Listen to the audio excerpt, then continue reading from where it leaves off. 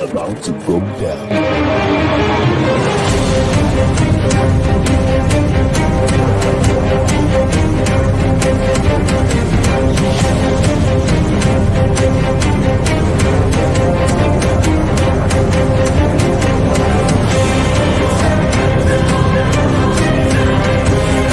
It's lovely pass, and here he turns cleverly. Can he find a finish? Oh, he can! Some skill by Joshua, and a return right hand. Good counter right. Bullen is hurt. Second right hand. That clipped him as well. Now he goes in for the kill. Well, Ricciardo is inching into the lead, and Ricciardo will win the Italian Grand Prix! Iguodala running the floor. Still leading the way with Canada in there too with the Netherlands.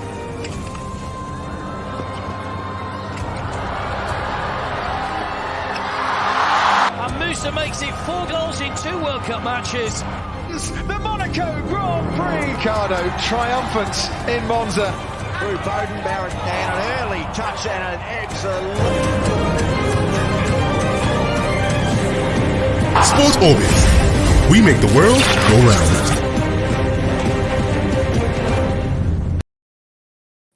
Hello, viewers out there. Welcome to yet another wonderful episode of Sports Orbit. My name is Afa Acho. Salifu Usman is in the studio with me today again. Salifu, welcome once again to Sports Orbit. Thank you. Good afternoon, viewers. It's always a pleasure to be here. All right, on today's episode of Sports Orbit, a lot of exciting stories we have to bring to you in the next 30 or 20 something plus minutes. Well, but we'll begin from the news from the Super Eagles, where the Super Eagles of Nigeria will play Sao Tome in Marrakech, that's in Morocco, as Mauritius lose out. Sao Tome and Principe has been restored into Group A of the qualifying series for next year's Africa Cup of Nations finals after the CAF Appeals board threw out Mauritius from the pool following the successful appeal of the former. The case has done with Sao Tome and Principe winning on the field of play, Mauritius winning their case at the disciplinary board against the former for fielding a player who tested positive for COVID-19, and the appeals board now restoring Sao Tome and Principe to the race and ejecting Mauritius. Mauritius has protested to CAF that Sao Tome and Principe player Leo dos Santos did not undergo the obligatory PCR test during the match on the 24th of March 2024 in the frame of the AFCON 2023 qualifiers, but the appeal board ruled that given that neither CAF disciplinary code nor CAF's COVID-19 protocols provide any sanctions for missing an obligatory PCR test, it is legally baseless to consider the player in question to be ineligible. Well, this case back and forth, but I'm surprised too that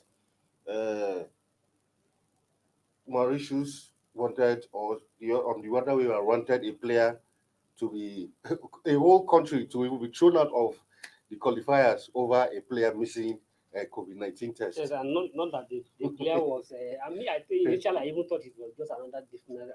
Exactly. Not knowing that it's just for a COVID test, and you declare a player name, Exactly. and it's because he not conducted it, that's why they were able to beat you.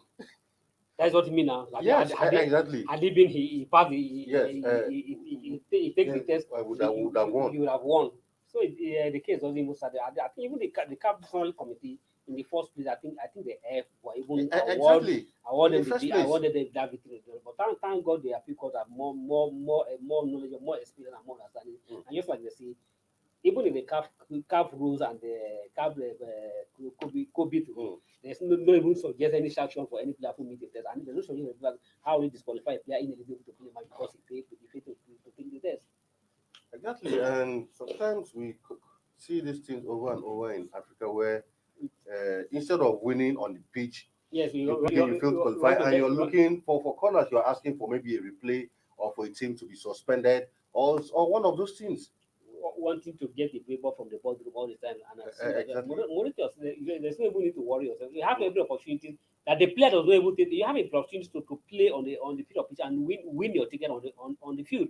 Now you lose the match on the field, and now you want to get it through the boardroom. It doesn't work that way. Initially I thought maybe the player might have a red card or a yellow card or issue that was suspended for that match. No, just a fees excuse that he failed to carry a test, and because he failed to carry a test, that gives them advantage ahead of you. Well, Super Eagles will be playing Sao Tome in Marrakech, Morocco. So, does it even mean that this country does not have a befitting stadium for the match to be? That is what it means. That is what it means. Like a whole lot of some African countries can't even host a match, and it's really embarrassing. We are talking of a sovereign nations. Exactly. You can't have a single stadium. And I think CAF should even go further that there's no even need admitting those countries if you don't have a stadium, to participate in AFCON. If you don't have a stadium, you don't even have any business with football. Simple, because these are the basic things you need to even have a team. So if you don't even have a single national stadium in your country to host a match, you are not even good to participate in that competition. I think CAF will go further. Exactly. And if you can't provide such facility, they should disqualify you outrightly, not to go to another place. But if your home country have an issue, it's a different thing. All the issues, maybe there's war or a crisis. It's different to all this disease or something like that, the health issue. Otherwise, all the stadium in question was suspended for a match or this. But just for that, they can't, just like Liberia, for instance, where we won't have a former world player of the year, they are lacking the stadium to host the match. It's still disgusting and so annoying. Anyway, from that now to some tennis, where we call that the CBN Senior Tennis Open Championship concluded over the weekend here in Abuja, but some issues have still emanated from that issue. Of course, I first got wind of this story yesterday, where it was revealed that some players have been actually stranded in Abuja since the end of this competition. What we heard was that usually at the end of this tournament, which is the most prestigious tennis tournament in Nigeria, usually the CBN pays directly to these players. But this time around, for whatever reason, the money had to go through the tennis federations, and up till now, players are yet to receive their money. But the federation is saying that only players without bank accounts or complete details are yet to receive their pay. But now players are suffering. People are stranded. People has been sleeping in the stadium because some can't even travel back to where they were coming from. Salifu, over and over again, we keep hearing this kind of issues in sports in Nigeria. And on the other hand, we are always asking for corporate investment, corporate sponsorship. Now CBN has been sponsoring this competition. This is the 44th edition. Exactly. Then now, hearing this kind of stories now, other corporate organizations, how do you think they'll receive this kind of story? Will even encourage them to put their money to because at the end of the day, you're putting this money, the main beneficiaries should be the athletes themselves. Not a situation where you pay money and athletes who are the main participants, can't even have access to the money. And even the CBN can even back up. Exactly. Because the essence of this tournament, as much as the essence of the tournament is to identify, develop youngsters for the country, and at the same time, the CBN is also using it as an power of empowerment to reach out for those players. Because when you play, within that product, the prize money is 500,000, and if you are lucky to win as a prize 500,000 naira, or you wouldn't even get to the prize to the medal zone, that at the level that you are eliminated in the quarterfinal or in the quarterfinal or in the round of 16. There's a certain percentage of the prize money that go to you for participation fee. And if you, for instance, if the winner take 500,000, maybe the quarterfinalists will take 200,000 or 100,000. And if you take 100,000, you and your family with, what 100,000 will mean to you at that moment. So it is also a part of empowerment from the CBN to empower those young lads and all those things. And when you after playing the tournaments and what you are entitled to, you are not begging for, it's what you are entitled to. You're supposed to be disbursed and pay you instantly. Exactly. But now, on the account of the officials of the tennis federation, like the tournament coordinator, Seydou Musa, say that most of the players that 90% of the players have gotten their money. 90% of the players that participate in the competition have not, but it just remain a little of 10%, and the little of those 10% that have not gotten their money is because they don't have bank account. And at the same time, and all some of them who provide inaccurate data, inaccurate details. But again, and let me just land for this. Yes, I agree. If they don't provide a bank account, the final was held on Saturday. That was on Saturday. That was a Saturday before the last Saturday. That's about 12 days, 10, 11 days, or 10, 11 days now. And up to today, if you have not the fine way of settling them out, let's assume it is possible. It is true that they don't have a bank account in this current era, and the player don't have a bank account. A player that play in just the magnitude as tennis, civil tennis, don't have an account, and nothing is impossible if it is happening that it's true. And as an official of the tennis, as a federation, those players are all under you. They are your players.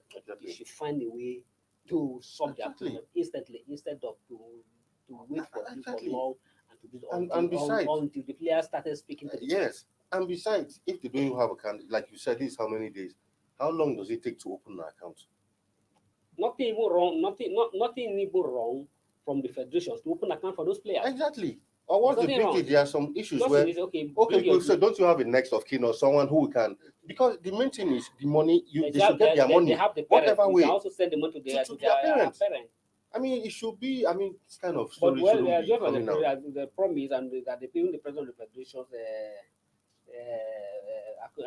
the Diane has already moved up with just to ensure that those problem is sorted out within possible as soon as possible, and let's hope that the federation should learn from this. Just like you see earlier, these are some of the issues that always keep on dragging away our potential sponsors, and because corporate body don't want their name to be mentioned when things are not clear.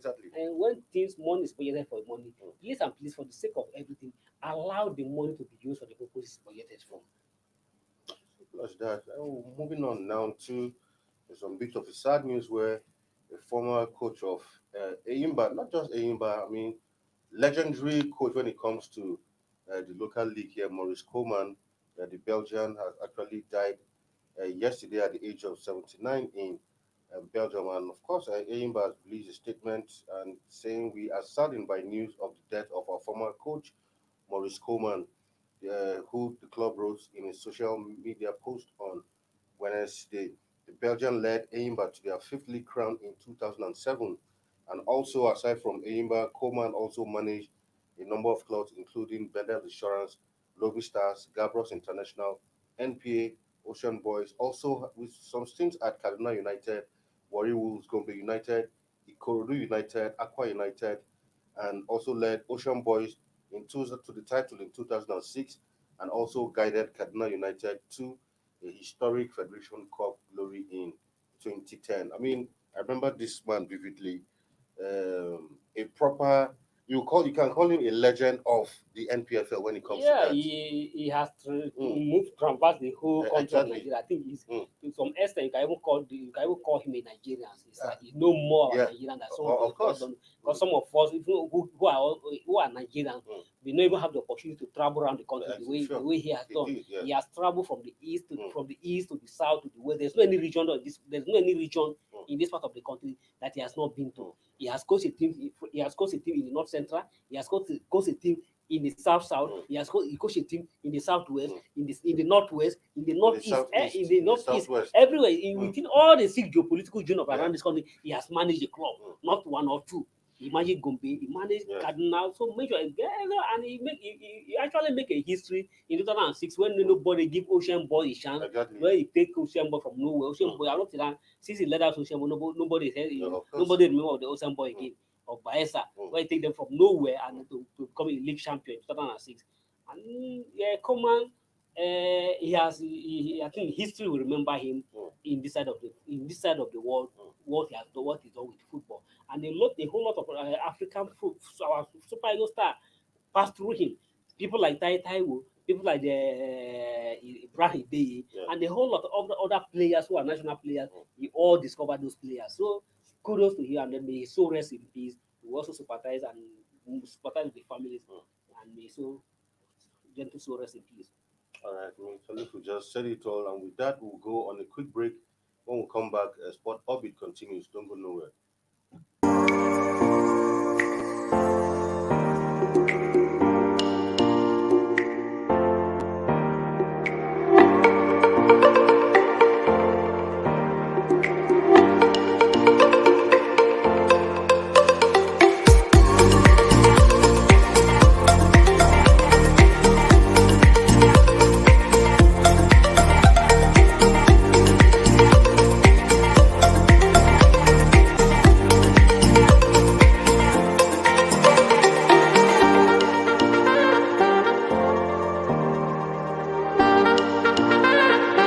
sponsorship and advert placements, please contact 080-3688-6158. Last Word Leadership Podcast Studio. You have the last word.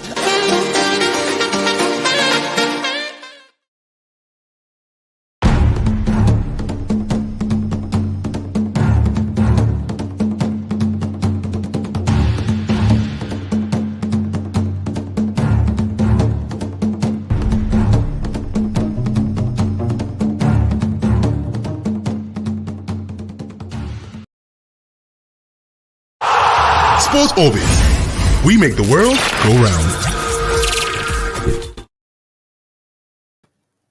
Welcome back from that short break. Now on to basketball, where WNBA star Liz Cambage denies hurling a racist law at Nigerian players during the last Olympic. It was reported that she had actually called the Nigerian players monkeys and asked them to go back to their third world country. A subsequent report came out in the Telegraph with anonymous Nigerian players accusing Cambage of calling them monkeys. Well, we always hear of this kind of stories every now and then, racist laws, even on the football pitch now we're hearing it in basketball. But for her, she has denied that none of such happened. Yeah, in our own account, like not of that, he only has a misunderstanding with the player on the pitch, that the players rough out the pitch, and then he just reacts that when the Italian, the Australian players now take it a matter of to blow it out of proportion, that nothing of just happened. But one is that yes, he has denied that he has denied. Let's just stay with that he has denied, and but it's actually happened. And most of those things always happen when they see the African, the black man, or a black woman trying to succeed and trying to surpass them, and they always surpass and they call you all sort of name and whatever. But the good is that I'm a black person does not make you that you are better than Being me. superior, yeah. And even your yellow skin or whatever skin, there's nothing special about it. You are even more, to me, I consider myself more privileged and more mature and more pure than better. Because you can't even go close to some of them with the kind of order they carry in their body. Well, we hope that wasn't the case. Since she has denied, let's give her some Let's leave the matter benefit of that. Now, away from that, now to West Ham defender not having the best of time. Recall that during the course of the season, he had an issue where he was accused of actually kicking and slapping his cat. The video actually went viral, the video was actually released by his younger brother, who also was in that incident, and that led to him being suspended for a while by West Ham. And of course, the matter went to court, and the court has now sentenced him to 180 hours of community service, and also he's to pay a £9,000 fine, and also has also been banned from owning a cat till further notice. This people sometimes the way they discuss their things, I don't understand. Yeah. The cat in question is his own cat. It's not another person's cat, or Yeah. to slap another cat. Well, in as much as I don't support the idea of say to abuse an animal or anything, but it's own. Well, something worse than that happened. Yeah. But he hardly heard them. You remember the scenarios of the house where he slapped the poor boy. Sure. But no, all the Europeans and all the human rights, everything, they went and nobody say anything about it. When it's traffic, but not people, but because nobody say anything about it. But because this young man is a black man, and they say that he slapped his own cat. I'm sure maybe it was just a play, just like you have animals. Sometimes you do those kind of things, and it was blown out of proportion. Sure. Well, for people watching all over the world, for we down here in Africa, those things are very normal things. Then to put a human being all through this because of a cat is really, really, well, I don't know how to make of it. But exactly, but like you said, there are worse things that happen in society from human to human. You know, a white man can slap or assault a black man, nothing will happen. But a black man kicked the cat, and he was looking, because even when this case came out on social media, some were even went as far as asking West Ham to terminate his contract completely. So some people were saying, how will you want to end a man's career simply over a cat? Some went as far, and it was very shocking. writing messages to West Ham to terminate his contract and all of that. The story that they can't mess up on top of his shares. Yeah. And if you are training an animal mess up on top of your share, you still, as a part of correction, you can also tap the animal, slap the animal, just to take correction that don't do such a thing again. But for European, for the we both people, is an abuse on the animal. But the animal that abuse the shares and mess up of the shares, and he wanted to correct the animal, don't do that. That's why he slapped the cat. That next time if you're on top of the share, don't mess on top of the share. It's just like over there. Sometimes your child can even go and report you for beating them to correct them. Yes. Well, I say, well, and they say you have the right. Exactly.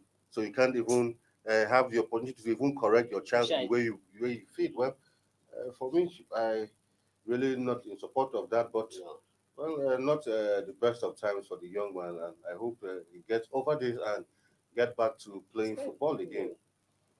Away from that now to some tennis, talking about the French Open quarterfinal went down yesterday, and it was two heavyweights of the game, Nadal versus Djokovic, but this time around, Rafael Nadal, who is the undisputed king of clay, came out on top in that one as he defeated Djokovic to meant to qualify for the semi-final. He won that one 6-2, 4-6, 6-2, 7-6, actually in four sets that lasted more than 4 hours in Paris. And prior to that, Nadal had been talking about retiring after the French Open, but with this victory, now he has his eyes set on actually equaling Djokovic 21 Grand Slams, and it's looking like he might not just be retiring anytime soon after all. Well, congratulations to Nadal. This is one of the longest rivals in the League of Legends, and two of them together have played each other for 32 times. Yeah.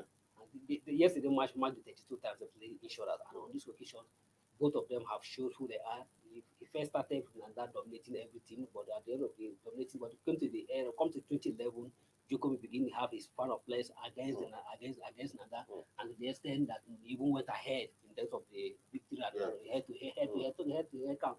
And even in the clay, when Nadal is a king and he's an undisputable king, now Djokovic at times begin to prove that he's also equal to the task. Yeah. Where remember there was a time where he beaten Nadal on Djokovic, but yesterday Nadal was able to use his experience and use his master strategy and everything to get down the young man, and now is qualified for the semi-final. But it looks likely, but it's likely to me that yesterday's should be the final before the final, and the winner of that, like now, Djokovic, Nadal is actually the favorite to win this,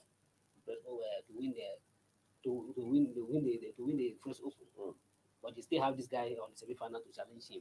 Yeah, of course. I mean, some Zverev and of course a fine player upcoming. They're looking like the new generation of players.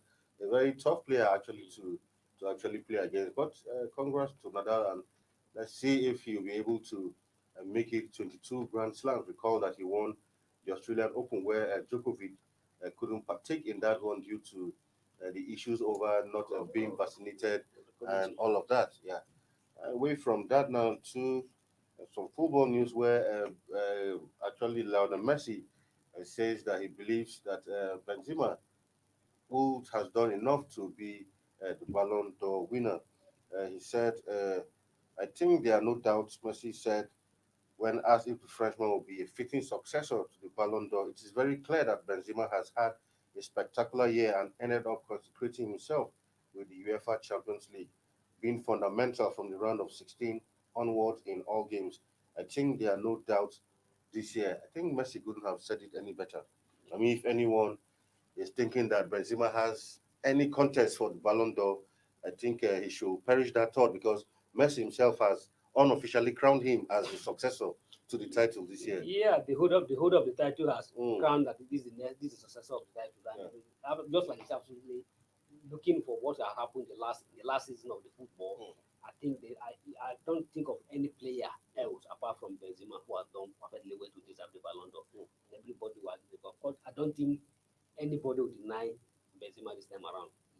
He absolutely proved that he deserved to be, and just like the king of it all, Messi has also admitted that yes, he deserves. There's no any doubt about it, and he's undisputable winner of this this year's Ballon d'Or. Completely, and a lot of pundits and football players as well also agree that Benzema deserves the Ballon d'Or. Now, to our last story before we go tonight, Italy will be taking on Argentina in a match called the Finalissima. Actually, is a match between winners of Copa America and the European champions. In this case, is Argentina versus Italy. That match will come up 7:45 p.m. at the Wembley Stadium out there in England tonight. Well, another opportunity, an interesting game to look forward to tonight. After last Saturday's Champions League in Paris, the soccer fans and the football fans and everybody who connected to football, the love of football, will also have opportunity to be at the Wembley or to be closer to your televisions and then to see what the Italians and the American champions, the Argentines, will bring to the table tonight. These two sides, either you like it or not, are one of the best football nations in the world. They deserve, they're champions of their respective continent, and now they're coming together to prove between these two continents who is the best champion. But the only downside to that is the European champions will not be in the World Cup, Italy. That is really unfortunate. It's really unfortunate to think of a World Cup without the European champion. Honestly, it's really unfortunate. And for 2 consecutive times, Italy is not going to be at the World Cup. But if sometimes football is something that's why they say in football, 1 + 1 can never be 2 in the game of football. And nobody will expect that Italy having played all the play, how many matches without conceding a defeat, and just for a World Cup qualifier, games without defeat, and just a World Cup qualifier, even though their opponents are not even solid to mention that they are of their class, but unfortunately they failed to qualify for the World Cup. It's really unfortunate for the Italian. But Machines, I don't think he can explain how this happened. And don't forget that in that match, Jorginho actually missed 2 penalties in that match. Really unfortunate. Well, but they have opportunities to win another medal if they'll be able to have upper hand against the Argentines. And Argentina, Messi also have an opportunity to also win another medal tonight. Right, we'll be looking forward to that one. Comes up, like I said earlier, 7:45 p.m. and we'll look forward to that one. And this time around, any predictions? Well, no prediction.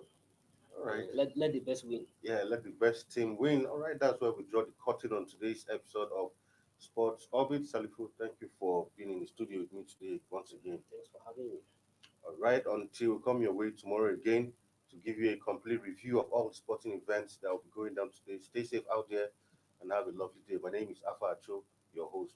Bye-bye from here. Thank you for watching. For sponsorship and advert placements, please contact 080-3688-6158.